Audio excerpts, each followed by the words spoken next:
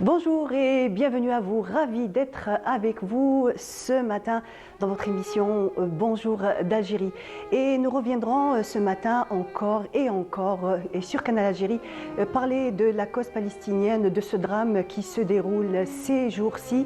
Et ainsi nous allons pouvoir renouveler donc notre soutien et notre engagement indéfectible à la cause palestinienne tout au long de notre émission. Et comme ça que je dis, nous commencerons tout d'abord par l'agenda culturel. Mina Abed sera là pour nous donner le programme de la semaine.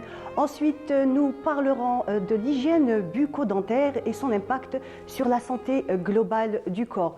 Nous resterons aussi toujours encore dans le bien-être et nous recevrons en fait deux artisanes qui font des produits naturels bons pour le corps. Elles seront là ce matin avec nous.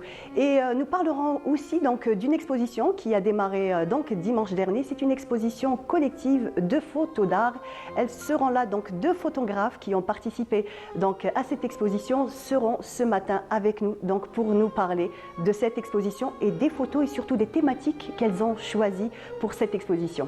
Voilà pour le programme et nous commençons toujours notre émission avec avec bien entendu le ciel avec Mina Abed, le temps d'aujourd'hui avec Mina Abed. On regarde.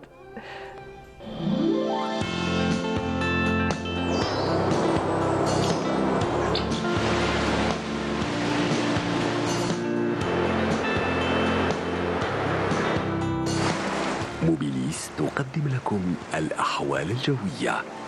موبيليس معا نصنع المستقبل. Bonjour à tous et très bon réveil de la brume ce matin avec du brouillard sur l'ensemble des régions côtières et puis le ciel restera plutôt dégagé à partiellement voilé tout au long de la journée à l'ouest, au centre et à l'est. Mais à partir de ce soir, on notera un ciel de plus en plus nuageux vers l'ouest du pays avec le retour des pluies. D'abord à l'ouest en début de soirée et puis le centre à partir en deuxième partie de nuit. Sur les régions sahariennes, quelques passages nuageux, notamment vers l'extrême sud, le Hogar et le Tassili avec de fréquents soulaments de sable.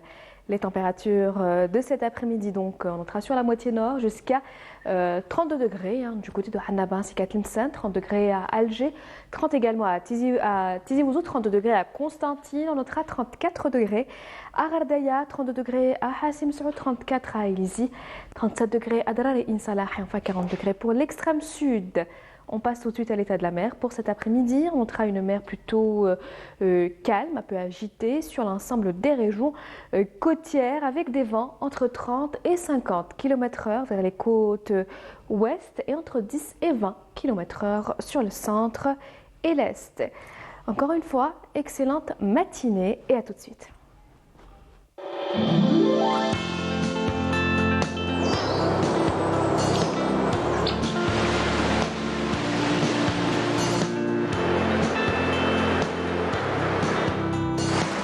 موبيليس قدمت لكم الأحوال الجوية. موبيليس معا نصنع المستقبل. Voilà, c'était les nouvelles du ciel qui nous a donné Mina Abed. Et tout de suite, je vous propose d'écouter une chanson Moutini chantée par les enfants de Raza.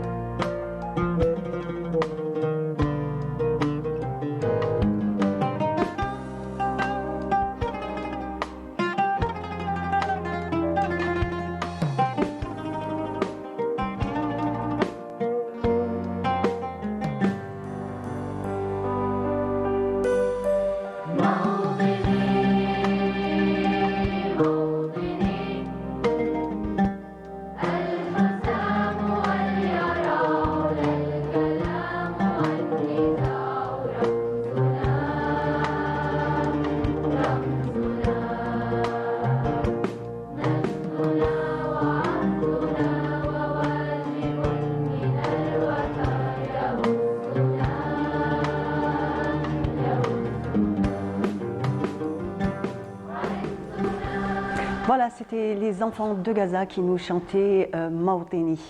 Bina Abed, bonjour. Bonjour Mélie. Bienvenue. Bonjour. Hein. Comment vas-tu? Ça va. Alhamdoulilah. Ça va. Alhamdoulilah. On va dire ça va, et on va dire que les événements des derniers jours nous touchent sensiblement. Exactement. Hélas. Notre cœur est toujours avec les Palestiniens. Tout à fait. Mina Abed, alors donc des rendez-vous pour cette semaine? On va dire que des rendez-vous qui se maintiennent, hein, parce que il n'y a pas vraiment de nouveauté hein, pour cette semaine. Il n'y a pas vraiment de nouveauté. Et la semaine dernière, j'avais annoncé le Festival international de la musique symphonique, qui a été pas annulé, mais retardé vu les événements qu'il y a. Très bien. Donc, on commence avec. Bon, ça sera que des expositions hein, pour aujourd'hui, hein, que des expositions.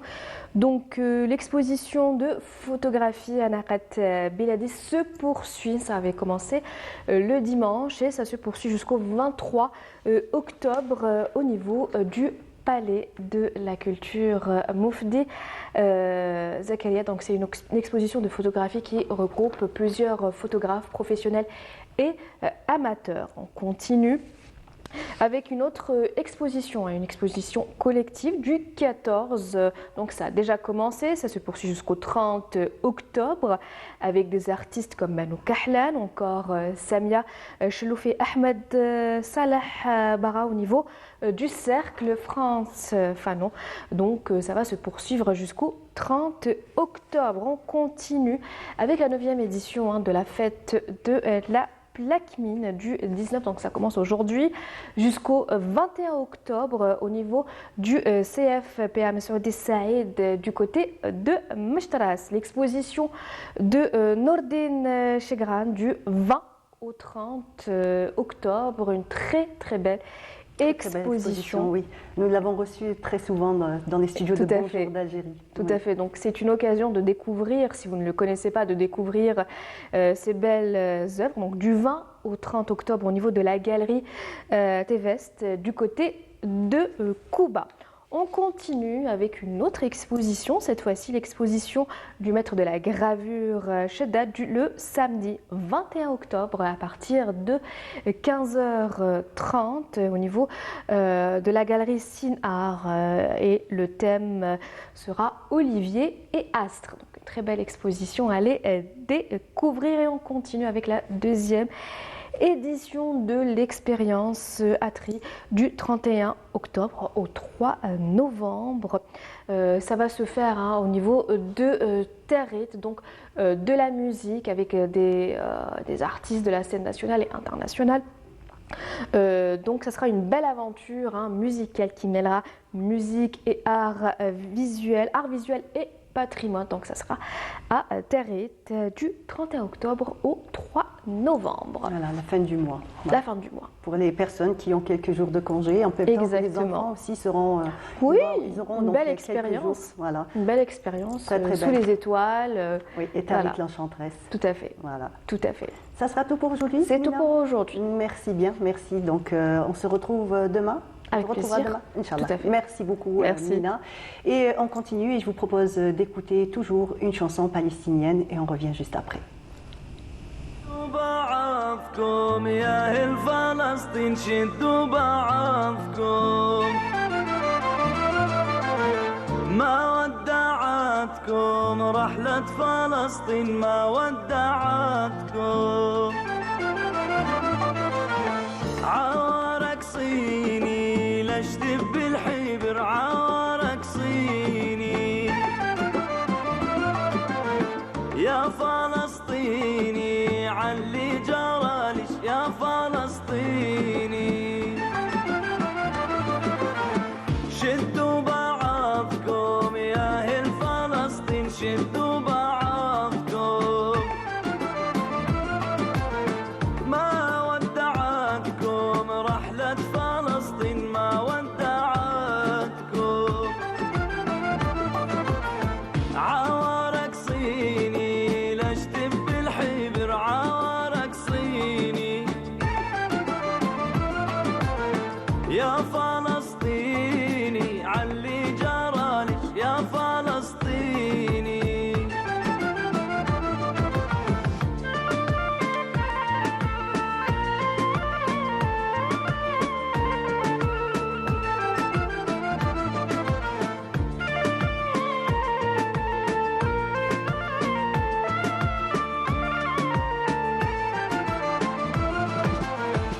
والنذر مني نذر علي والنذر مني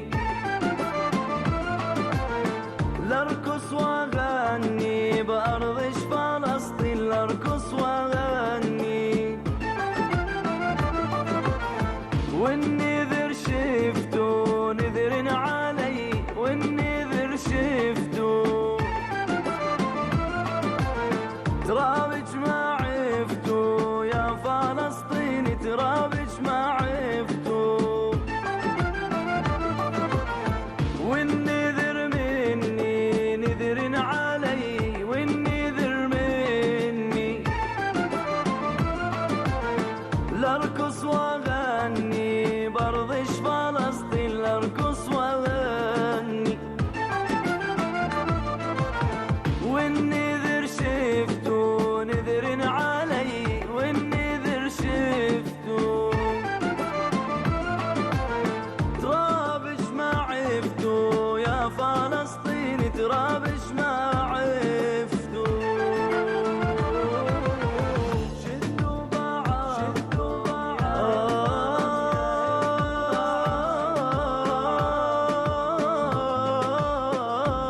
Voilà. C'était Shadou Baadkoum et j'ai le plaisir de vous recevoir Salah Ad-Din El-Hanti. Sabah al-Khair, bonjour.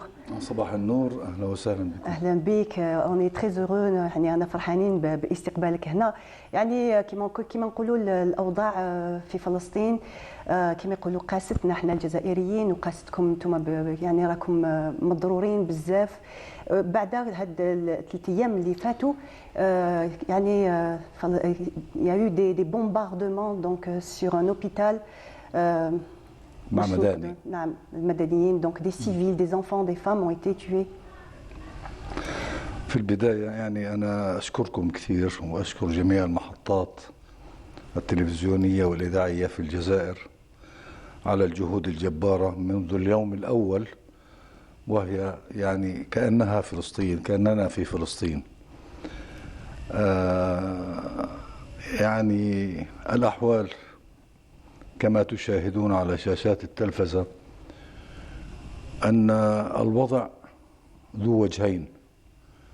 وجه أول مأساة كبيرة للشعب الفلسطيني باستخدام الطائرات في قطاع غزة ضد الأطفال وشاهدت والنساء والشيوخ والأعداد الكبيرة من الشعب.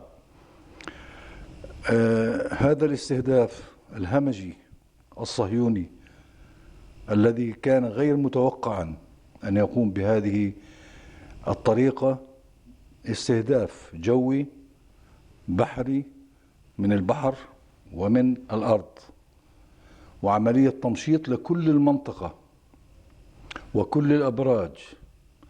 دمرت المساجد، الناس تحتمي بالمساجد أحيانا نعم لأنها أماكن دينية، ودمرت الكنائس ودمرت المراكز الثقافية، ولم يبقى شيء يحتمي به الناس. حتى اليونيرول مراكز الأمم المتحدة يتجمع فيها الناس تضرب كذلك.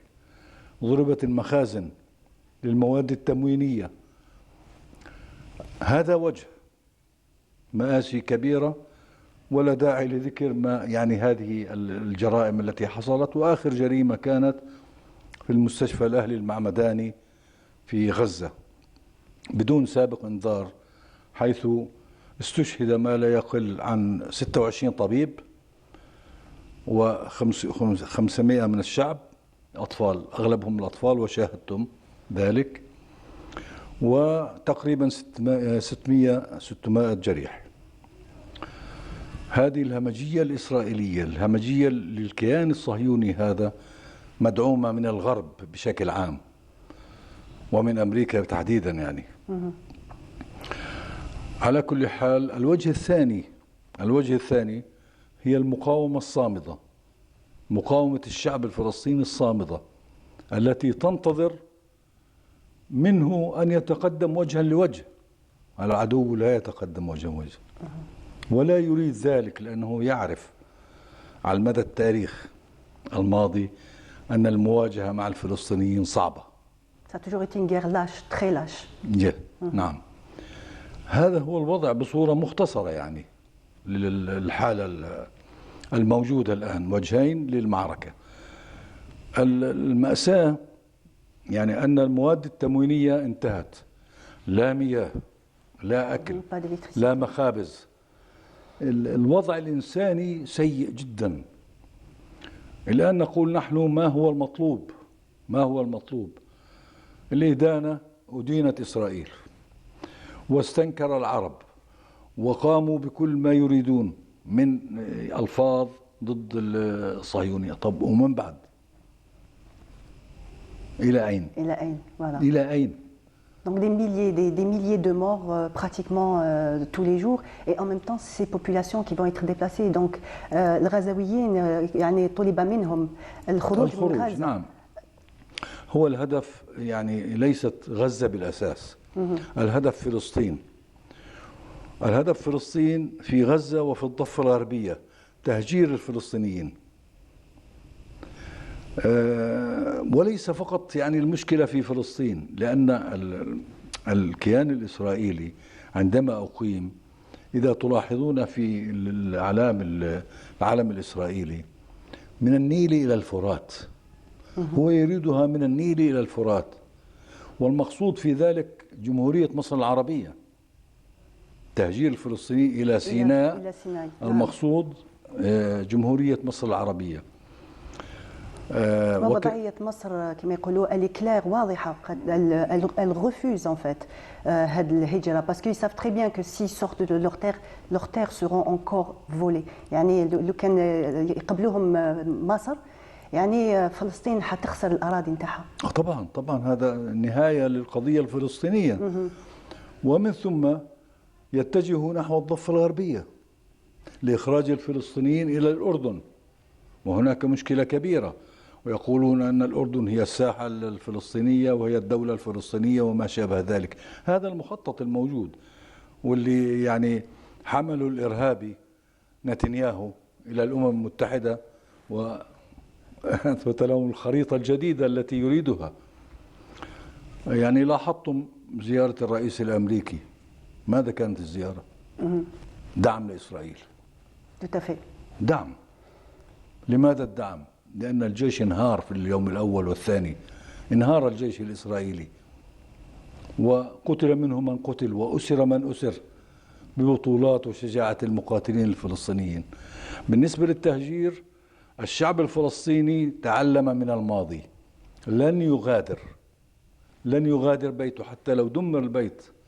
وكل ساعة وكل دقيقة تأتينا الأخبار من غزة أن هناك شهداء وأن هناك مجازر وأن هناك كذا. نحن نتصل، لنا من الأهل ولنا من الأصدقاء، نتصل معهم بقدر الإمكان، لأن الاتصالات قطعت كذلك مع غزة بالمسجات أو يعني الرسائل. يقولون نحن بخير، استشهد فلان، استشهد فلان، استشهد. الله يرحم الشهداء. الله يرحم الشهداء. الجزائر مرت في نفس هذه المحنة وصمدت، وكانت هناك مجازر كبيرة جدا في الجزائر. يعني ذكرها التاريخ وما زال يذكرها التاريخ، ونحن طبعا في تلك الأيام كنا صغارا، ولكن تعلمنا من هذه المجازر في الجزائر. de cette résistance aussi يعني la résistance algérienne، هذه القوة اللي كان عنده الشعب الجزائري يعني ضد فرنسا. أكيد. Voilà. Il y a eu de nombreux crimes, il y a eu de nombreuses on va dire exactions contre les populations. واليوم راكم تعيشوا يعني الأوضاع بنقولوا قريب الأوضاع نفسها. نفس الأوضاع يعني أنا بحيي في هذه الجلسة الشعب الجزائري ككل. يعني اليوم على ما علمت انه في مسيرة او ما بعرف يعني التجمع او كذا الى اخره، كل الشعب الجزائري الحمد لله مع فلسطين، ويأتوننا ويقولون لنا متى نذهب، متى تفتح الحدود، متى. الحدود الفتحة ليست بأيدينا. نعم. لو بأيدينا لذهبنا أولا، ولكن للأسف هذا حالنا. هذا حل ان شاء الله يعني نتمنى كما يقولوا ايام اسعد وايام d'autres on va dire un petit peu de paix un petit peu de répit au peuple palestinien et يعني واش شفنا يعني واش اللي فريمون عجبنا سي صمود الفلسطينيين وعدم مغادره منازلهم المناطق يعني مازالهم هناك كما يقولوا مالغري دمرت يعني تدمير يعني ما عندوش مثيل من السابق.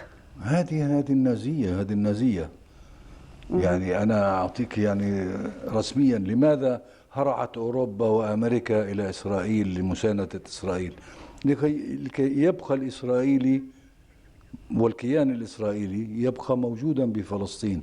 لماذا؟ لأن أينما ذهبوا هؤلاء يثيرون الفتن في بلدانهم الأوروبية، فلذلك يريدون بقائهم في فلسطين ولا يريدون منهم الخروج. وهذا لن يحدث. هذا بالنسبة للإسرائيليين. نعم. إيه طبعا هم لا يريدون ذلك. بالنسبة لنا كفلسطينيين هذه أرضنا. نعم. ولن نغادرها حتى لو استشهد الكل. لن يغادروا إلا إلى فلسطين. وهذا يعني أملنا الكبير. وماذا نقول يعني والله أنتم يعني أدرى أنتم فلسطينيين. نعم. أكثر من الفلسطينيين. Nous sommes de tout cœur avec vous et tout le peuple algérien, toute personne souffre au quotidien depuis ces derniers jours de tous ces malheurs que touche la Palestine. Ce qui touche la Palestine touche l'Algérie. En tout cas, nous vous souhaitons beaucoup de courage et longue vie à votre cause. Et Inch'Allah, vous sortirez vainqueur comme l'Algérie a été vainqueur il fut un temps. Merci. الله يبارك فيكم الأمل كبير وأنا بشكركم على هذا اللقاء. يعيشك. ويعني الجزائر خيرها علينا كثير واحنا عارفين هذا الشيء وعارفين الجزائر تعمل حتى لو ظهر هذا الشيء لكنها تعمل ونشكر الجزائر على كل شيء. نشكركم. نشكرك. شكرا. ميرسي بوكو. يعطيك الصحة. ميرسي d'être là. الله يبارك فيك. الله يسلمك وشكرا لكم. Merci. Et nous sommes de tout cœur avec vous. On continue tout de suite donc avec un sujet de Samia Bouhrour sur les livres parlant du 17 octobre.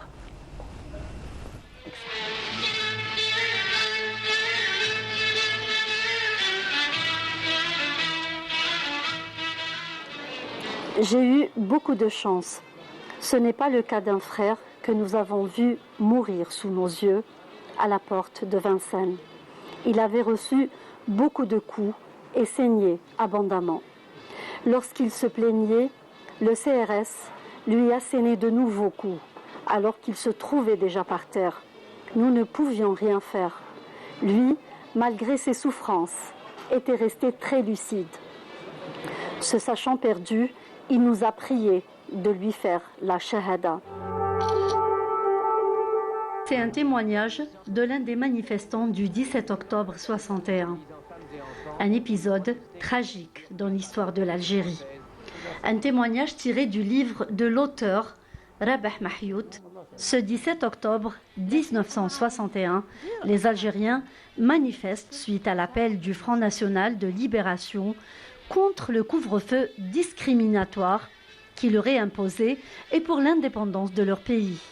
La réponse policière à cette mobilisation pacifique était brutale, sanglante, inhumaine, meurtrière.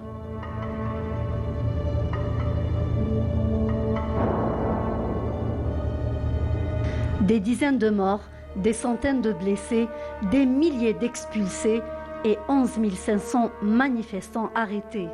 Des policiers parisiens jettent dans la Seine des manifestants algériens.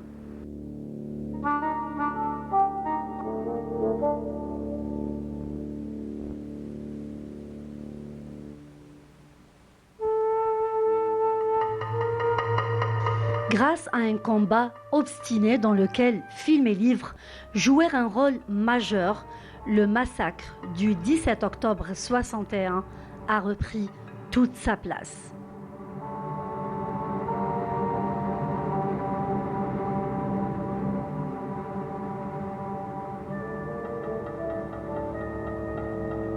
Beaucoup d'écrivains et historiens ont recueilli des témoignages et ont décrit l'atrocité de l'acte meurtrier sur les Algériens.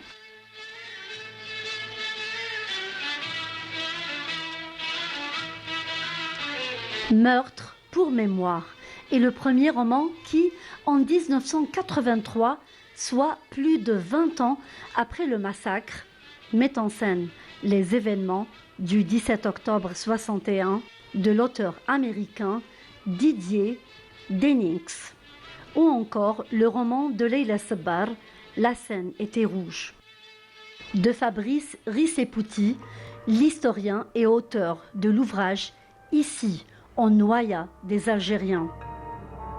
La bataille de Paris, de Jean-Luc Einaudi, les écrits de Kateb Yassine, Benjamin Stora et le travail rare d'une poignée de photographes comme Georges Azenstrak ou Élie Kagan. Grâce aux témoignages de survivants et aux écrits qui sont restés, la vérité qui a été étouffée a éclaté. Et ce jour est resté gravé dans nos mémoires.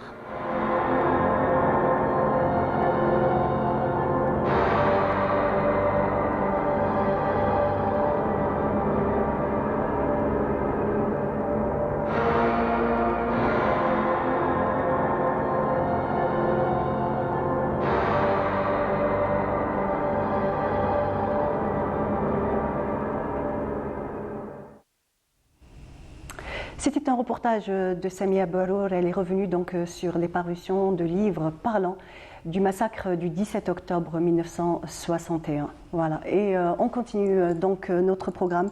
J'ai le plaisir de recevoir Dr Younes Menasria. Bonjour. Bonjour. Comment allez-vous? Ça va, merci et vous? Alhamdulillah. Vous allez bien? Ça va, merci. Merci d'être là. Nous sommes ravis de vous recevoir ce matin. Donc, nous allons parler donc, de l'hygiène bucco-dentaire. C'est extrêmement important. Effectivement, on a beau sensibiliser pour l'hygiène bucco-dentaire, mais on remarque qu'elle est toujours négligée par nos patients. Pourtant, c'est des méthodes simples qu'on demande et peu onéreuses au début. Et peut-être qu'il n'y a pas conscience que cette hygiène-là, ce manque d'hygiène peut donner des maladies graves. Effectivement. D'ailleurs, il faut connaître aussi et savoir que la plupart des affections qui touchent la cavité buccale sont évitables et peuvent être traitées précocement et ne pas arriver à un stade plus grave et avancé. Donc il faut connaître aussi quelle est la morbidité de la cavité bucco-dentaire, qui est principalement la carie. La maladie parodontale qui est très très importante et ignorée par la plupart de nos patients et du peuple. Aussi les cancers de la cavité buccale qui constituent le troisième cancer le plus répandu dans le monde, qui touche les lèvres, la langue, les joues et l'oropharynx, le cavum aussi. Donc tout ça, les gens le négligent, c'est pour ça qu'on néglige l'hygiène bucco-dentaire qui est l'image de la santé aussi. Avoir une bouche saine, c'est avoir une bonne santé. Donc quelles sont les maladies que peuvent causer une mauvaise hygiène bucco-dentaire? Alors d'abord pour avoir... on va dire la plus importante. La plus importante. Donc pour avoir une maladie, d'ailleurs, elle commence déjà par la bouche. Donc la maladie entre déjà par la cavité buccale. On a la carie, mais qui est plus important, c'est la maladie parodontale. La maladie parodontale, c'est quoi? C'est une maladie qui touche les tissus qui entourent et soutiennent la dent, qui commence par la gencive. La gencive, elle sera inflammée pour un début, rouge ou douloureuse ou enflée, qui a la gingivite à un stade précoce, dû par les dépôts de bactéries. Et premier stade, c'est le biofilm bactérien. Puis après, qui devient un tartre. Ce tartre-là va causer plus tard une altération de l'attache qui relie la dent au tissu de soutien qui est la gencive et l'os qui l'entoure. Puis après, par la suite, on aura une mobilité dentaire. La mobilité dentaire va engendrer une chute de la dent, ce qui va... De la dent ou de toutes les dents aussi, ça peut aussi... Oui, ça va être généralisé progressivement. Ce sera une résorption osseuse généralisée. Et donc une chute des dents, ce qui va engendrer aussi un handicap psychologique, un dommage sur le plan social, et puis après aussi une limitation fonctionnelle. On aura du mal à mastiquer, du mal à digérer le bol alimentaire, puis après des problèmes gastriques et des gastrites par la suite. Aussi, ce déséquilibre-là peut causer un diabète, ou aussi, si on avait consulté le dentiste au début, on aurait pu détecter l'installation du diabète. Parce que le diabète au début, c'est quoi? C'est une sécheresse buccale au début, puis après des lésions ou une gêne, des douleurs au niveau de la bouche, qui vont altérer la flore buccale au début, parce qu'il faut connaître aussi qu'il y a une flore pathogène et une bonne flore pour la bouche. Donc, il va causer un déséquilibre entre cette flore qui va engendrer une maladie parodontale, puis après un déséquilibre dans le taux de sang, le taux de sucre dans le sang, pardon, tout ça va avec. En fait, c'est un enchaînement. C'est un enchaînement, exactement. Puis après, le diabète aussi peut causer des candidoses buccales, qui est un champignon qui s'installe dans la bouche, qu'on ne peut pas retirer avec la gaz. Ce sont des taches blanchâtres dues à une baisse d'immunité. D'accord. Et aussi, on aura des lésions. Ces lésions-là vont mal cicatriser par la suite, parce que le diabète, on connaît tout ce qui fait un retard de cicatrisation. Tout ce qui est chirurgical aussi, on ne le saura pas. Par exemple, si le patient se présente pour un acte d'extraction dentaire, une légère chirurgie, on n'est pas au courant qu'il y a un diabète et on engendrera beaucoup de problèmes par la suite, surtout le problème de cicatrisation, saignement et beaucoup d'autres troubles aussi. Très bien. On a aussi les maladies cardiovasculaires. Justement, je voulais en parler, donc revenir sur ces maladies cardiovasculaires. Exact. Les bactéries, on a remarqué, il y a beaucoup d'études qui ont remarqué, ils ont mis une relation entre la bactérie présente dans la bouche qui est pathogène, qui sont les streptocoques. Ils sont aussi responsables de l'épaississement des artères, ce qui cause des infarctus du myocarde, des AVC, des insuffisances cardiaques et des insuffisances rénales aussi, même des troubles respiratoires. Donc pourquoi en arriver jusqu'à cela?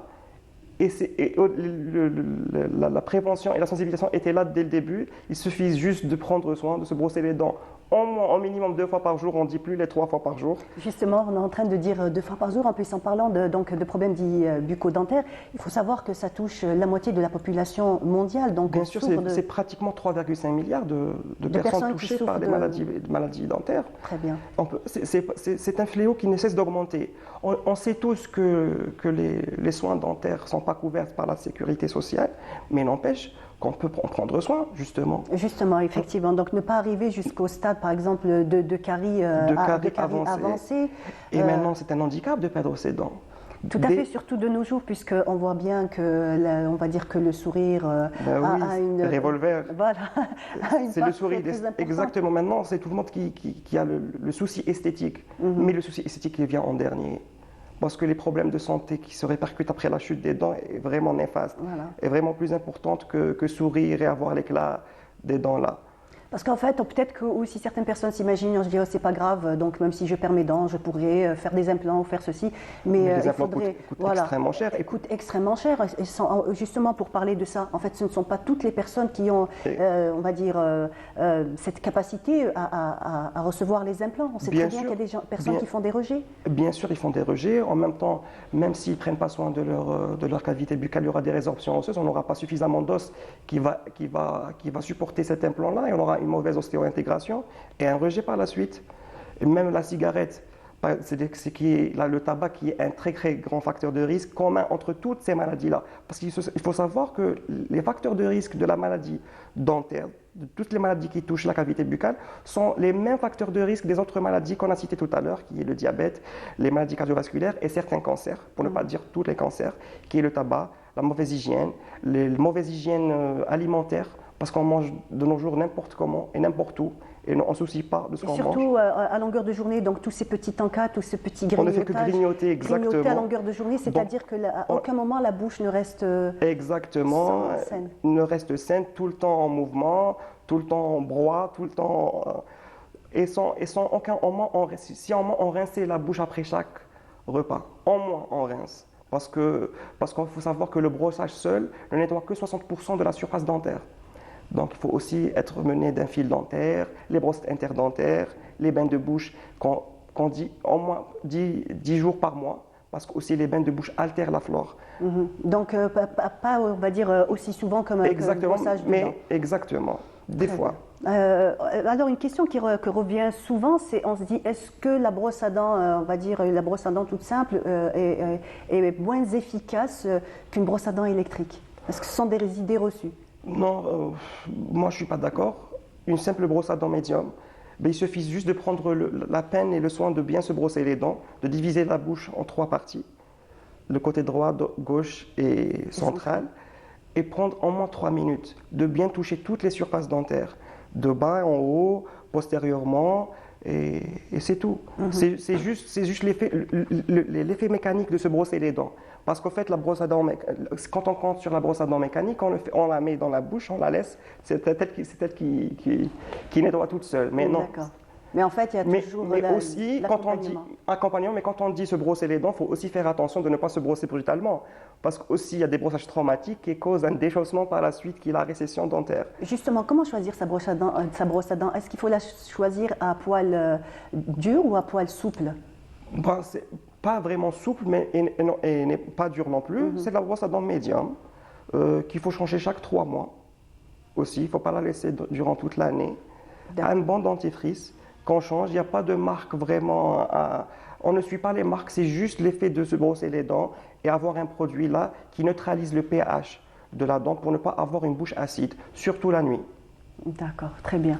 Donc, on va rester donc toujours dans tout ce qui est hygiène bucco-dentaire. Est-ce que l'hygiène pour les enfants et pour les adultes est la même? Ou le suivi aussi, il y a aussi le suivi. Est-ce qu'on suit un enfant, surtout les enfants qui ont des dents de lait, est-ce qu'il faut les suivre? On se dit, oh, c'est des dents de lait, ils vont tomber plus tard. Est-ce qu'il y a plutôt, on va dire, une autre façon de faire avec les enfants? En fait, l'adulte, c'est clair, c'est lui qui se prend en charge. Mais l'enfant, on doit le suivre, car on l'éduque sur une hygiène bucco-dentaire à son jeune âge. Donc, s'il s'habitue à cette hygiène-là, on n'aura pas de problème à l'âge adulte. C'est justement parce qu'on n'a pas habitué nos enfants à se brosser les dents régulièrement et se prendre en charge qu'on a des problèmes à l'âge adulte. Donc, l'enfant, on doit le suivre. Les caries dentaires ne sont pas banalisées chez l'enfant, parce qu'aussi chez l'enfant, on cause des problèmes et des problèmes de santé. Aussi, quand on laisse une bouche pleine de caries, les dents définitives, quand elles viendront là, elles vont se retrouver dans un milieu septique. Donc, elles seront aussi elles-mêmes contaminées par la carie présente dans la bouche. Et ce sera un cercle vicieux.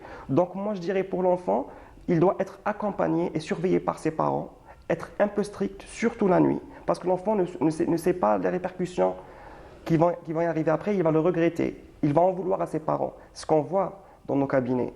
Donc, il faut vraiment faire attention avec les enfants et les inciter et les encourager à être munis d'une brosse à dents, même pour ceux qui sont à l'école à midi, de se brosser les dents après le repas.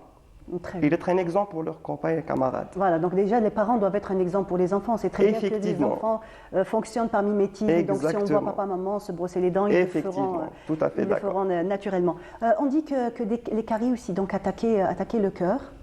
Ce qu'on a dit tout à l'heure, les caries attaquent le cœur parce que la bactérie responsable de la carie est la même bactérie qu'on retrouve au niveau des artères quand l'artère est épaissie, et ce qui donne des infarctus du myocarde par la suite et même des AVC. Donc, imaginez-vous, par une simple carie, on a le décès. On va revenir aussi, puisque nous sommes en octobre, donc sur Octobre Rose, l'importance, on reste toujours dans tout ce qui est santé, dans tout ce qui est prévention. Donc comme on va prendre soin de notre bouche, comme on dit, par prévention pour d'autres maladies ou autre chose, pas uniquement aussi par juste le souci esthétique. Il y a aussi, donc, comme je vous l'ai dit, Octobre Rose, on revient donc sur l'importance du dépistage, sur l'importance aussi de... Donc nous, on incite vraiment les femmes à venir consulter à ce mois-là. D'ailleurs, la plupart des cabinets et la plupart offrent des consultations gratuites et même des détartrages gratuits pour sensibiliser ces femmes-là et les encourager. Encourager les femmes au dépistage précoce contre le cancer du sein, et en même temps encourager les femmes atteintes de ce cancer-là et les suivre, parce qu'on sait bien que le traitement par chimiothérapie est un traitement très, très lourd et qui nécessite aussi une bouche saine pour avoir un bon résultat par la suite. Donc je profite de ce mois d'octobre de booster les femmes et de leur envoyer un bon courage et les inciter vraiment au dépistage et les recevoir au cabinet pour d'éventuels soins et pour d'éventuelles sensibilisations. Très bien, merci beaucoup, Dr. Merci moi, merci. Merci donc de nous avoir donné toutes ces informations à propos donc de l'hygiène bucco-dentaire. Merci et à la prochaine, Inch'Allah. Donc on continue notre émission avec un sujet de Hamid Rbouh. C'est un groupe de femmes. C'est un événement qui s'est déroulé à Del Ibrahim le week-end dernier pour la sensibilisation au cancer du sein. C'est un honneur pour nous que Canal Algérie couvre un événement pareil parce qu'il a pris une ampleur, on ne s'y attendait pas. Alors Fit Enjoy, il est né comment l'événement? C'était un groupe de femmes virtuelles qu'on a sur les réseaux sociaux. On faisait des lives, on parlait de sensibilisation pour que la femme fasse du sport, mange bien, s'occupe de sa santé. Et on a voulu dépasser le cap de la virtualité, donc on a décidé d'être réel et de passer sur scène.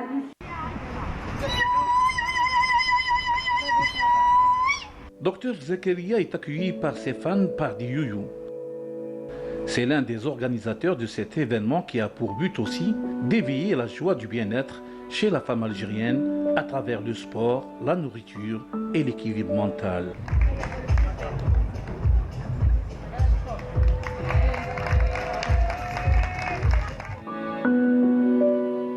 Beaucoup de femmes sont venues pour assister à une séance de fitness avec le coach Myriam. Alors, notre événement, à la base, c'est un événement sportif, mais comme ça coïncide avec ce mois d'octobre, le mois rose et la prévention contre le cancer du sein, donc on a voulu joindre les deux ensemble parce que l'un ne va pas sans l'autre, la prévention et le sport et la nutrition, donc tout va ensemble pour une vie en bonne santé, on va dire. Le programme de cette journée est très riche. Un gynécologue guide les femmes à partager une sensibilisation bienveillante sur le dépistage précoce du cancer du sein. Alors, le cancer du sein, c'est vrai que c'est le cancer le plus fréquent de la femme, mais heureusement, il ne tue plus. Donc, il ne faut plus avoir peur d'aller se dépister, faire sa mammographie, faire l'autopalpation et faire au moins une fois par an un check-up équilibrée. On va surtout parler des aliments pro-inflammatoires qui sont le sucre raffiné, l'huile de palme qui est retrouvée dans nos margarines, les aliments très riches, donc vraiment avec un indice glycémique élevé, tout ce qui est alimentation transformée. Un psychologue guide la femme à plonger dans la santé mentale et le bien-être. Par rapport à la prise en charge, c'est aussi la prise en charge psychologique.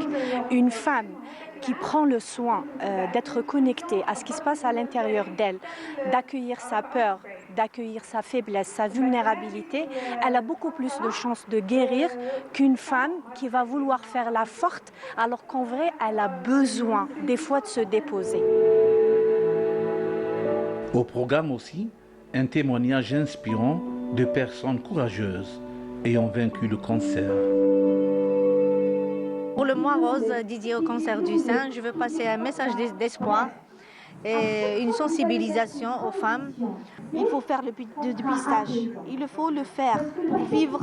Il faut aimer la vie. Parce que la vie, elle est chère, oui. Elle vaut la peine d'être vécue. Voilà, pardon. Voilà, de retour sur le plateau. Mes invités déjà commencent, on va dire, à commencer à débattre donc, de la thématique que nous allons parler tout à l'heure. Donc, c'était juste pour revenir à propos du reportage. C'était un reportage signé donc notre collègue Rabouh. Et comme je vous le disais, elles sont déjà là, donc les deux photographes. Bonjour et bienvenue. Donc Farida Fray. Oui. Bonjour. Bonjour. Marhaba bik. Merci pour l'invitation. Donc vous êtes. Comme dit Rania, marhaba bina عندكم. Allah yaïchek. Marhaba bikum. Nous sommes ravis de vous recevoir. Et nous avons aussi Rania Radi. Sabah al-khair. Oui, Sharaki. Ça va. Marhaba bik. Nous sommes très heureux de vous recevoir ce matin. Nous allons parler d'une très belle exposition. Donc c'est Anaqat Biladi. Anaqat Biladi. Parlez-nous donc un petit peu de cette exposition de photos collectives. Anaqat Biladi, c'est une exposition, la première édition d'une exposition collective de la photographie à Alger. Donc c'est la première édition. La première édition, à Alger. Bien sûr sous la direction Tana, avec monsieur Sid Ahmed Benasria. C'est lui le commissaire de l'exposition. Très bien, très bien. Donc une exposition de photos d'art. Et dans quel domaine vous avez, on va dire, porté votre choix? Parce qu'on sait très bien que cette exposition, donc il fallait ou se pencher sur l'architecture, sur le tourisme. Quel a été votre choix? Déjà, l'idée de l'élégance de mon pays, c'est l'idée de Sidi Ahmed Ben Nasriya, le photographe. Et le choix des photos, c'était un thème le libre, puisque c'est une première édition, parce qu'il y a des salons presque au niveau national, à Annaba, à Msila, Wahran, à Tlemcen, mais au niveau de la capitale, il n'y a aucun salon. Il n'y a eu aucun salon, donc c'est une première. C'est une première. Et c'est pour ça qu'il a donné le choix aux photographes de choisir chacun avec sa spécialité. Alors on a un peu de tout. On a dans l'environnement, on a la macro, on a le patrimoine matériel et immatériel, on a l'architecture. Alors chaque photographe, où il se trouve. D'accord, chacun a choisi on va dire, la région. Selon sa région, selon aussi... L'atmosphère aussi. Il y a même la nature morte. Très Il y a bien. même la nature morte. Voilà. Donc, je voulais juste voilà donc le dépliant de cette exposition, dépliant que j'ai trouvé très intéressant parce qu'en fait ce que vous allez trouver en ouvrant, c'est déjà les photos de tous les photographes. Ils sont 26 à avoir participé. Oui. Donc 26 photographes venus des quatre coins d'Algérie. Et ce qui est encore plus sympathique, c'est que déjà on peut avoir un avant-goût avec toutes les photos. Donc exposés, qui ont été exposés déjà comme ça, bon c'est petit, c'est clair que mais ça donne envie. Oui, ça donne vraiment envie. Donc déjà on a une idée de ce que nous allons découvrir dans cette très très belle exposition. Donc une centaine de photos entre vous, entre les 26 participants à peu près. Presque plus. 104, 105 photos. Voilà. Chaque photographe a exposé 4 photos. 4 photos. 4 photos. Alors presque une centaine de photos. Donc il y a des photographes qui ont exposé un seul thème, l'architecture par exemple. Il y a d'autres, non, 4 photos, différents thèmes. Donc de paysages, de nature, fantasia, de portraits aussi. Macro, la macro, c'est pour la première fois qu'elle est exposée. Macro, les paysages de toute l'Algérie. Voilà, donc on peut déjà avoir un petit peu un avant-goût de ces très très belles photos que nous pourrons découvrir. C'est une exposition qui se poursuit jusqu'à quand? Jusqu'au 23 octobre. Jusqu'au 23 octobre et c'est au Palais de la Culture. Palais de la Culture. Des Zakaria. Voilà. Des Zakaria. Très bien. Donc quel a été pour vous, donc, dites-moi, quelles sont les photos que vous avez prises? Moi j'ai participé avec 4 photos et j'ai choisi des régions où les gens ne connaissent pas, il y en a vraiment, comme Brésina, c'est Al-Bayad, qu'on appelle le canyon algérien. Oui, c'est une autre, on est dans un autre monde, c'est on dirait on est sur une planète Mars, surtout avec le coucher du soleil. Très bien.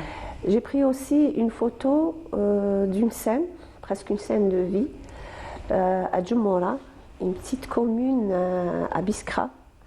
Et j'ai constaté, d'après les visites des personnes, qu'ils ne connaissent pas. Ils ne connaissent pas Djummoura. Djummoura, c'est où? C'est Biskra. Il y a des régions.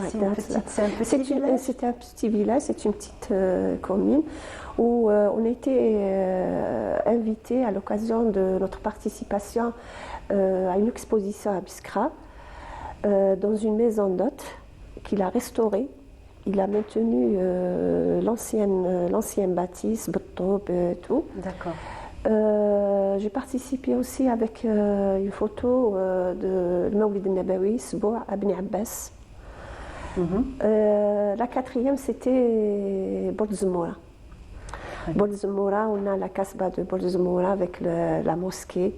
La mosquée, avec vue d'en haut, on dirait qu'on n'est pas à Alger. Mais on est, c'est une photo d'Alger. Vous avez su capter l'instant. Voilà. Très bien. Alors moi ce que je vous propose c'est de regarder donc un sujet de Fariel Hamdi. Elle s'est rendue à l'exposition. On regarde et on revient juste après.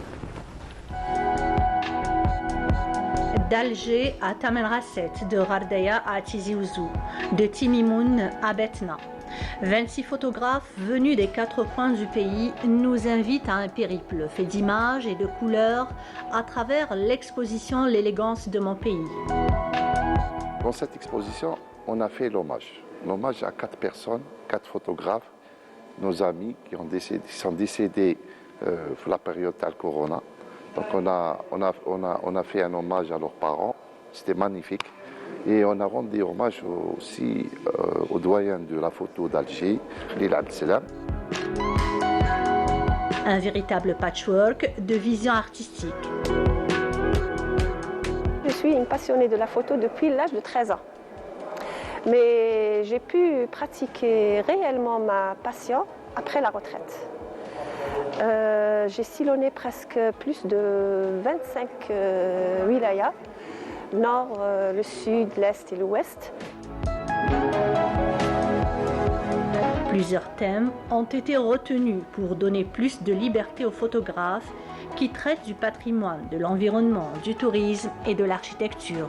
J'ai choisi des trucs. En plus, j'ai joué sur une diversité de visages d'Algérie. En plus, il y a des expressions, il y a le regard, il y a la lumière, il y a beaucoup de choses qui... C'est un roman, c'est pas une photo. On n'a pas de problème pour se déplacer. Oui, on fait un appel à tout le monde. On a toujours nos bagages, nos sacs à dos. On avance vers l'aventure. Alliant talent, art et technique, les œuvres de Rania Radi, retraitée, puisent dans le patrimoine matériel et immatériel à travers ses visions singulières d'une artiste qui a capturé des clichés chargés d'histoire. J'ai fait plusieurs formations, j'ai fait le traitement de la photo, j'ai fait...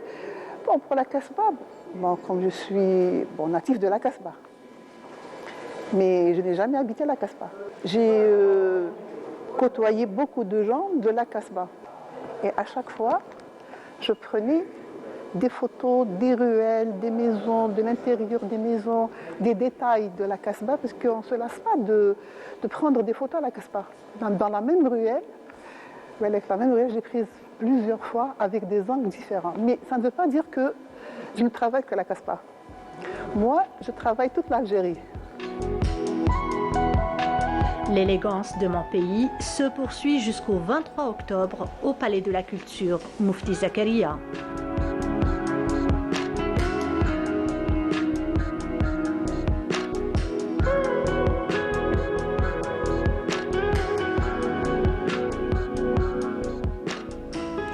C'était un sujet signé Ferial Hamdi qui nous a fait voyager à travers cette magnifique exposition. Donc Rania, comme on a pu le voir dans le reportage, vous ne prenez pas uniquement la Casbah. C'est vrai que vous êtes une amoureuse de la Casbah. Vous la voyez, on va dire, à chaque fois d'un nouvel angle, sous un autre angle, mais pas que. C'est ce que vous nous disiez. J'ai exposé la Casbah. J'ai exposé 4 photos de la Casbah. J'ai pris un angle différent de l'habitude de la place des Martyrs. Généralement, la place des Martyrs, on la prend en photo à un autre niveau. Moi, je l'ai pris de haut. La place des Martyrs, en contre-plongée. En contre-plongée. J'ai aussi une photo, un angle, toujours à Sidi Mohamed Cherif, mais un angle différent. Une photo, on nous dit toujours, Sidi Mohamed Cherif, mais non. Cette fois-ci, c'était un angle différent. J'ai pris une Berjbana et j'ai pris aussi Sidi Ramadan. Même Sidi Ramadan, je l'ai pris autrement, pas comme la photo habituelle. Donc, vous avez des heures de prédilection, vous aimez prendre vos photos parce qu'on sait très bien que la lumière est très très importante dans la photographie. Bien sûr, moi dès que l'occasion se présente, je prends mes photos. D'accord, donc en fait vous sortez toujours muni de votre appareil, il ne vous quitte pas. Généralement c'est ça. Généralement je crois que c'est ça. C'est notre arme. C'est ce que j'allais vous dire. J'allais vous dire muni de cet appareil photo, toujours curieux, toujours là pour capter des détails. Des fois c'est une atmosphère, une expression. Des fois une scène de vie. Tout à fait, une scène de vie. Présente, donc, tout ce qu'il y a de plus banal, c'est ça ce qui est magnifique. C'est que ça peut être banal pour, on va dire, pour nous, communs des mortels, mais vous réussissez à capter quelque chose. À immortaliser le moment. Tout à la fait. scène de vie. Déjà, il y a des moments bien spéciaux. le lever du soleil, le coucher du soleil. Quand on va dans différentes régions, il y a l'architecture avec les ombres, les lumières. Mais parfois, on prend notre appareil et on sort. Des fois, qu'il y a une scène de vie, comme vous avez dit, elle est banale. Mais pour nous, non. On capte l'instant. On la voit autrement. L'instant. Il y a les regards, des fois des enfants qui jouent, des vieux qui discutent. Alors, des fois, comment on dit, on vole la photo. Oui, c'est un peu comme ça. C'est le Des mot, fois, on on vole la photo, mais tout en respectant. Parfois, même quand on prend les photos, on demande aux gens est-ce qu'on peut publier, est-ce qu'on peut utiliser la photo. S'il dit non, c'est non. C'est clair. Soit on la supprime, soit on les archive. Peut-être dans 50 ans, dans 70 ans, on peut la faire comme on a trouvé les anciennes photos, les scènes de vie. Donc c'est un archive. Ou surtout, même au niveau de l'architecture, il y a des bâtisses qui ont été totalement démolies. Et ben, on a des photos quand elles étaient intactes. C'est un archive aussi pour la génération. C'est une importance déjà cruciale pour pouvoir réécrire l'histoire, pour pouvoir donner par exemple, surtout pour les gens qui sont dans l'architecture, avoir comme ça des preuves ou des, on va dire comme ça, des... Nous avons, par exemple à la Casbah, nous avons des ruelles qui ont disparu. Nous avons des photos de certaines ruelles qui ont disparu, de certaines bâtisses qui ont disparu. La dernière fois, à notre exposition au mois de février, les Casbah d'Algérie, eh ben, j'ai exposé une photo d'une partie de maison qui n'existe plus. Qui n'existe plus. Et que vous avez encore. J'ai exposé la ruelle comme elle était avant. Très bien. Et c'est le même cas. C'est le même cas à Biskra, dans le village rouge de Shah al-Hamra. On a visité cette région presque 3 fois. La 3e fois, eh ben, on a trouvé des bâtisses, des anciennes bâtisses qui ont été démolies. Ils ont été reconstruits avec le béton. Ça fait les anciennes photos qu'on a prises. C'est vraiment des archives. C'est des archives. C'est des archives, effectivement, donc vraiment précieuses. Si un jour on veut faire, comme je vous l'ai dit, donc des études, des recherches sur tout ce qui est détail et architecture, c'est d'une importance cruciale. C'est une bonne base de données. Exactement. Est-ce que depuis le temps que vous faites de la photo et que vous capturez, quand vous dites comme ça des instants, est-ce qu'il y a une photo en particulier que vous avez un souvenir précis donc de où et quand et pourquoi cette photo? Il y en a tellement. En fait, c'est comme une maman et ses enfants. On a du mal à choisir. Ça vous dit préférez qui? C'est pas facile. Bon, c'est pas facile. Tellement. Bon, à la Casbah, c'est la maison là où je suis née.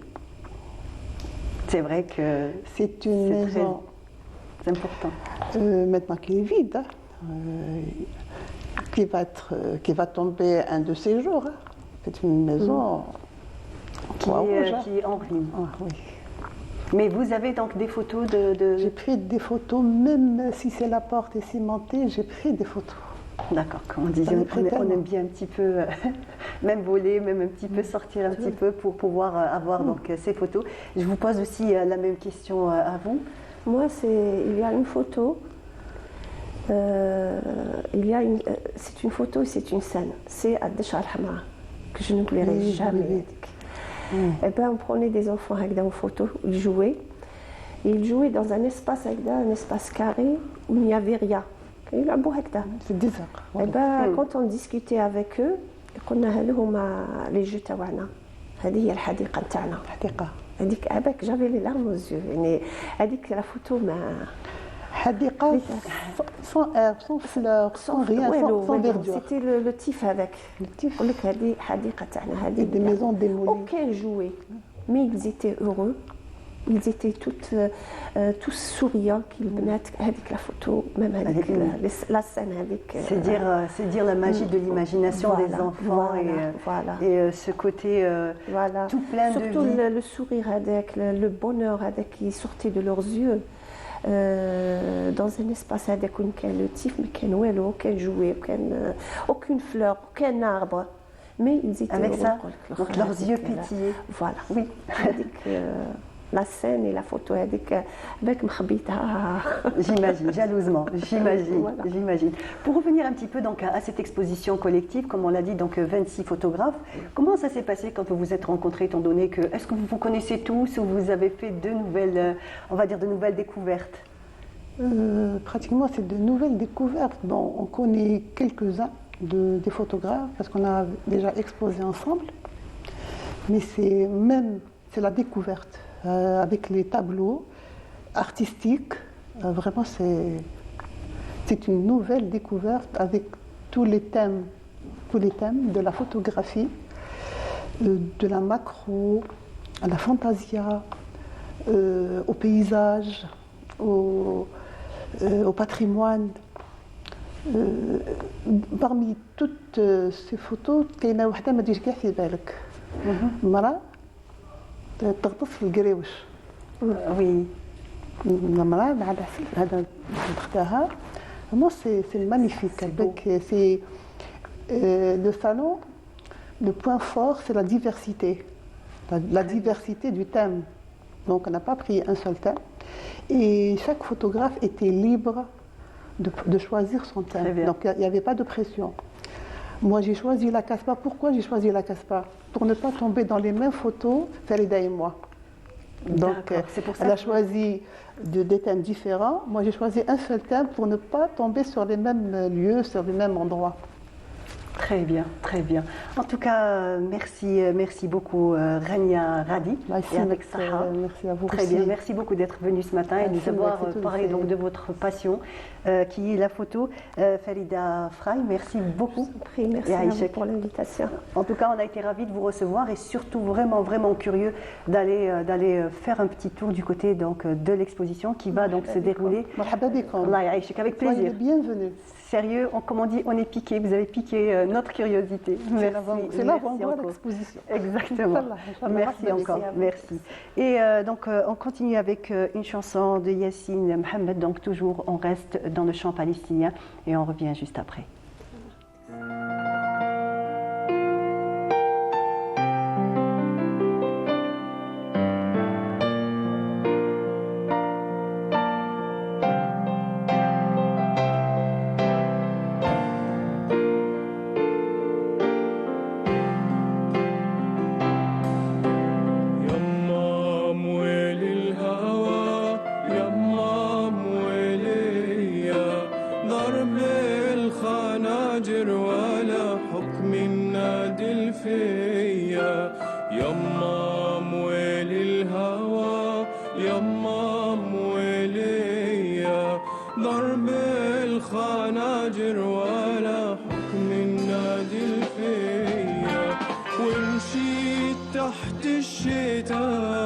والشتا رواني والصيف لما تاب ولع من نيراني بيضل عمر فدا نادر للحرية بيضل عمر فدا نادر للحرية يما مويل الهوى يما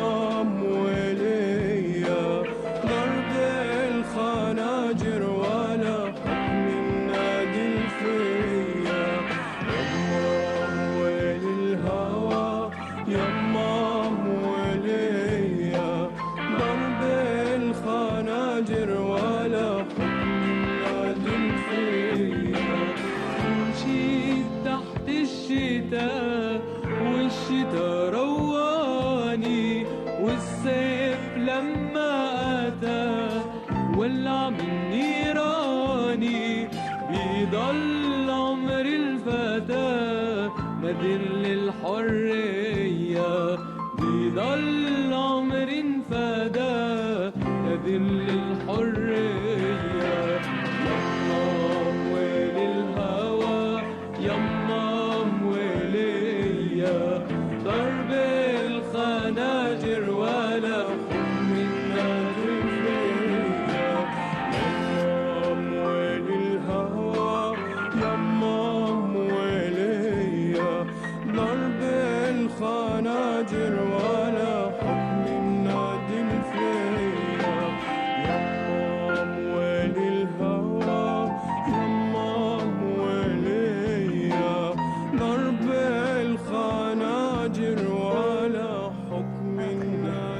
voilà, de retour sur notre plateau.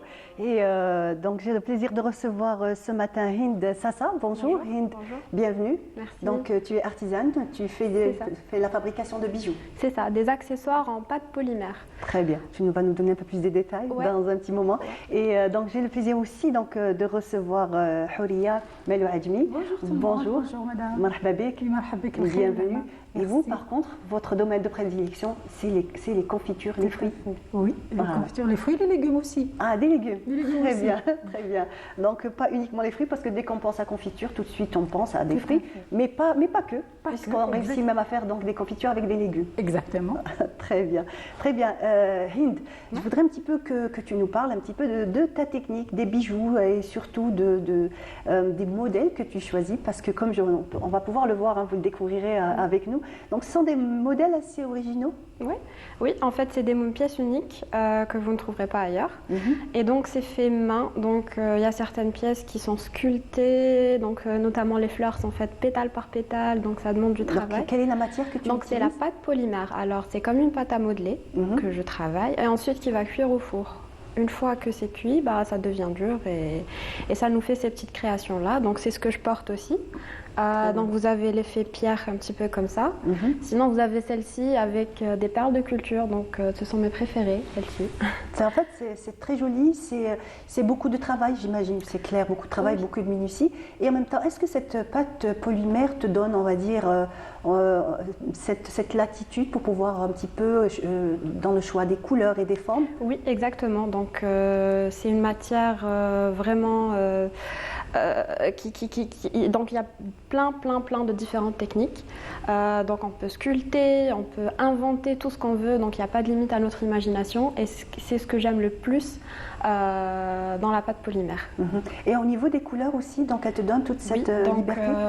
Moi ce que je fais c'est que donc ça se vend, donc c'est des peints, donc j'achète les couleurs primaires puis je fais le mix de mes propres couleurs. Et donc voilà. Et tu réussis donc à avoir ces espèces de nuances ou la couleur que tu recherches. Voilà, exactement. Ça te prend des fois un peu de temps ? Oui, tout le temps quasiment, oui, ça prend du temps. J'imagine. Oui. J'imagine. Donc, Houria, quant à toi, ce n'est pas la pâte polymère que tu travailles, mais en fait, c'est les légumes, les fruits et légumes que tu fais chanter, on va dire. Que je vais chanter, que je fais compoter, concocter, cuire dans des chaudrons en cuivre.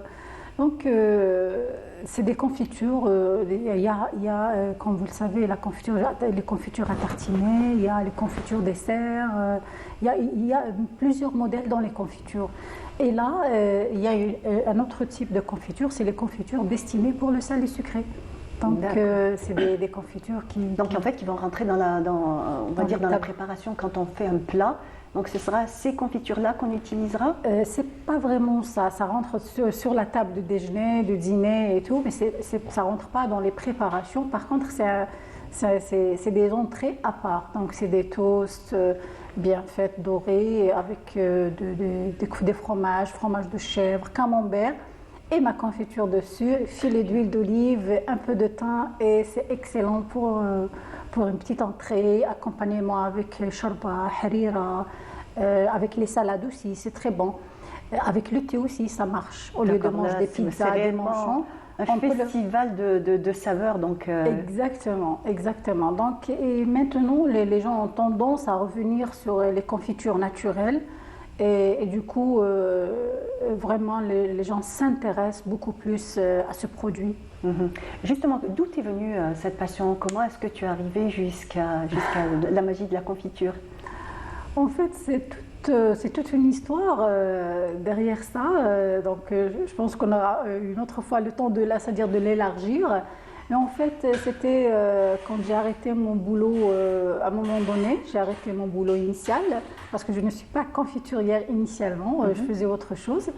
Et quand j'ai commencé la confiture, moi je suis fan de tout ce qui est pâtisserie fine, gâteau raffiné, confiture bien fait, Et en plus, je suis issue d'une famille qui prépare la confiture maison. Voilà, justement, c'était là où je voulais en venir. Je suis sûre que quand vous étiez petite, vous êtes tombée dans le chaudron, vous étiez sûrement entre peut-être votre maman, votre grand-mère. On a tous un petit peu vécu ça. Exactement, surtout la confiture de fraises et les abricots, c'était pratiquement, toutes les mamans, je crois que d'autres fois le faisaient pratiquement. Moi, ma mère, c'était la confiture d'orange et la confiture de figue. Je ne doute pas, c'est les fruits les plus répandus. Ça, c'est des saveurs en fait qu'on n'oublie pas, c'est ça qui est important. On se dit, ce sont peut-être que des confitures, mais en fait, ça éduque le palais, ce sont des saveurs, des goûts qui restent en mémoire et surtout qui affinent avec l'âge, qui affinent le goût et le palais. Exactement, exactement. Et puis ça ne s'oublie pas, hein. Les odeurs, les préparations, les goûts, ça ne s'oublie pas. Surtout vrai, quand on est enfant, ça reste gravé dans la mémoire, exactement. Tout à fait. Voilà. Donc, quelles sont les premières, on va dire, les premières confitures que vous avez fait? Quels sont les premiers fruits? Bon, puisque vous avez dit c'était fraises et confitures, mais après vous avez décidé de fraises et abricots, pardon. Voilà, donc moi quand j'ai commencé la confiture, je suis restée bien sûr dans le classique, la recette grand-mère, parce que je fais des recettes grand-mère. Sauf que je rajoute ma touche personnelle, c'est que j'accompagne à chaque fois quelques fruits, quelques légumes avec des plantes médicinales. Et donc, de temps en temps aussi avec des fruits secs.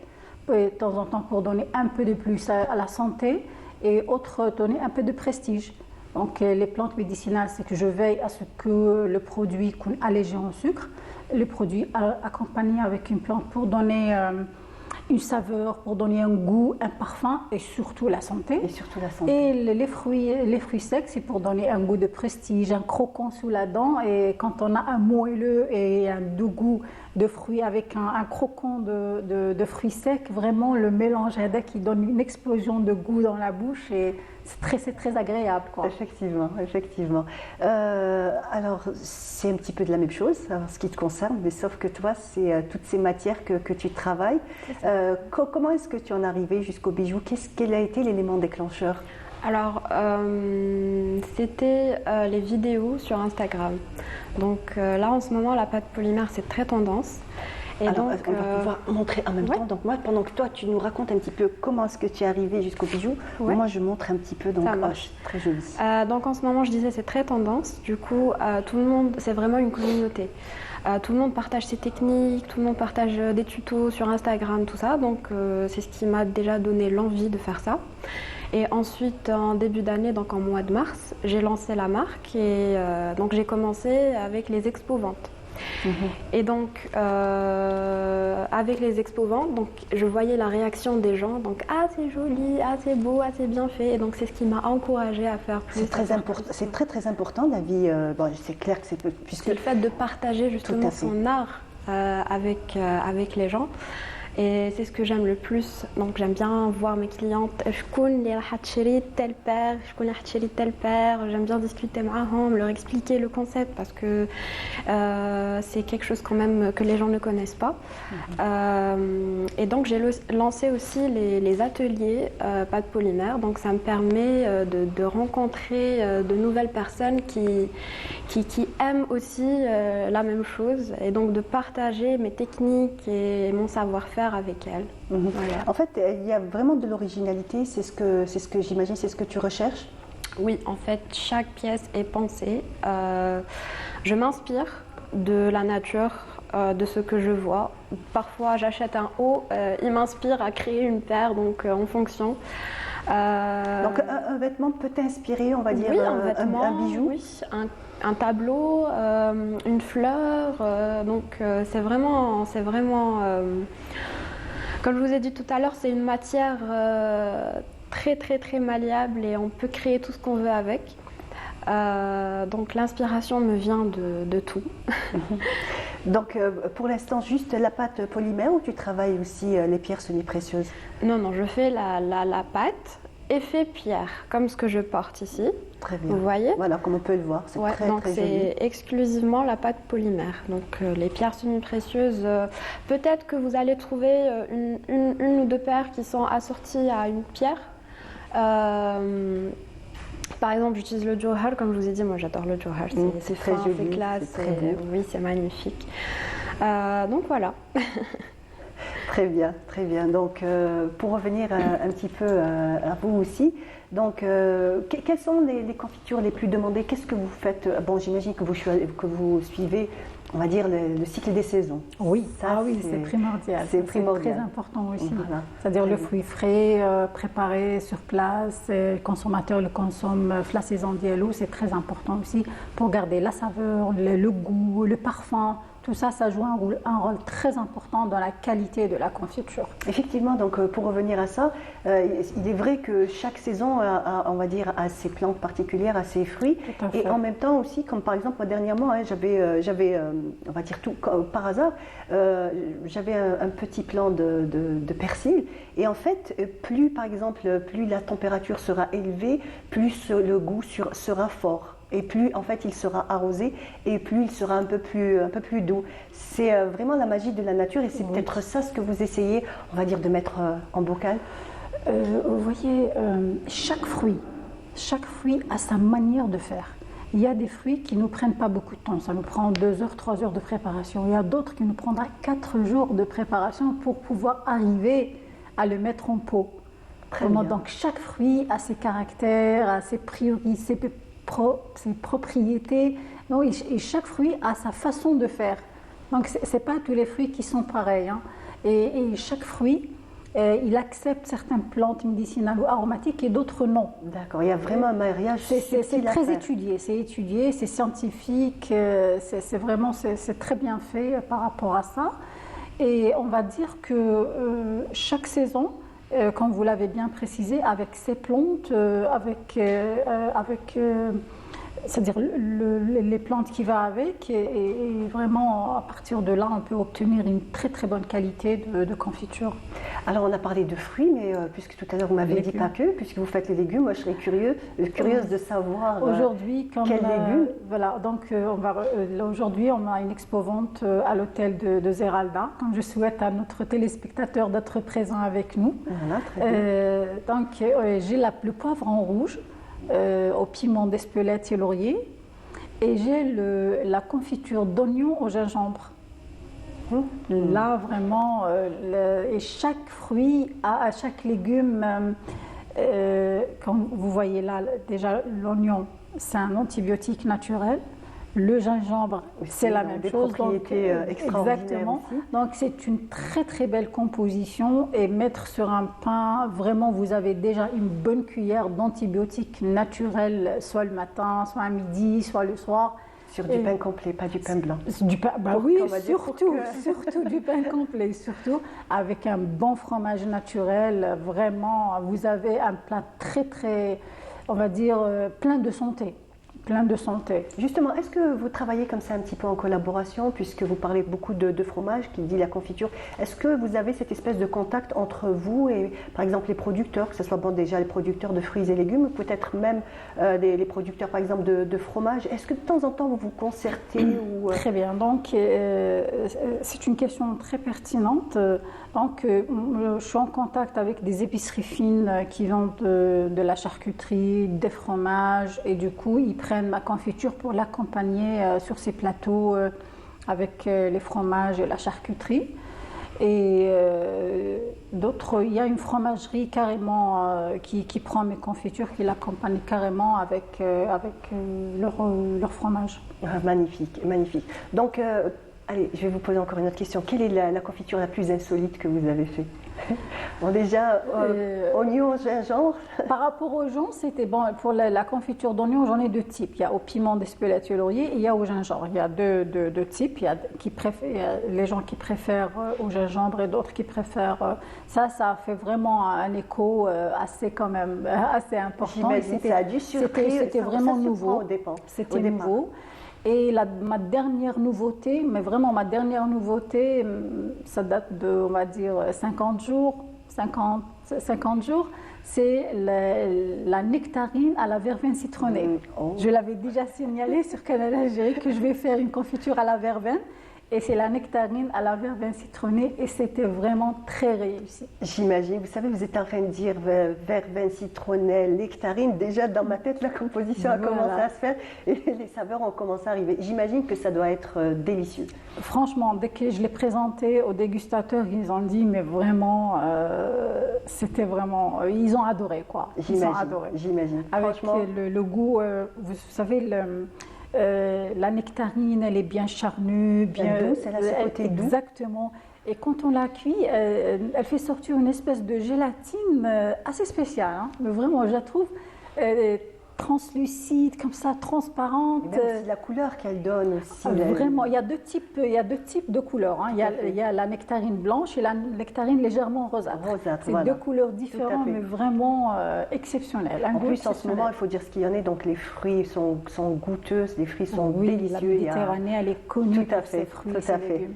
Très bien. Donc, un dernier mot pour nous parler un petit peu de Oui, donc de on est en ce moment en expo-vente à l'hôtel Les Sables d'Or. Donc, ça commence aujourd'hui, c'est jusqu'à samedi, donc de 11h à 19h. Et donc, j'invite tout le monde à venir nous rencontrer. Il va y avoir beaucoup d'artisans, beaucoup de variétés. Et donc, marhaba bikoum. Voilà. Merci. Voilà, j'espère que vous serez nombreux donc, à apprécier que ce soit les confitures ou les bijoux. En tout cas, bravo à tout ce que vous faites, à cet art que vous essayez de mettre au goût du jour. Merci encore et merci d'avoir été avec nous ce matin. Voilà, quant à moi, je vous dis, ça y est, c'est déjà fini. Donc, 1h30 sont passées. Bonjour d'Algérie, c'est fini. J'ai été très heureuse de vous accompagner donc, pendant 1h30.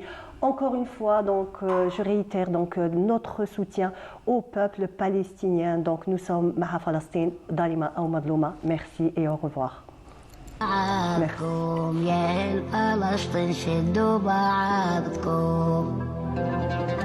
ايدينا وحدي يا ستي والله ايدينا وحدي ما ودعتكم رحلة فلسطين ما ودعتكم ما بنسى أرضي في قلبي والله ما بنسى أرضي عوارك صيني لشت بالحبر عوارك صيني بكتب بدمي اسمك فلسطين بكتب بدمي يا فلسطيني علي جرالك يا فلسطيني لا تنهمي راسك بالعمر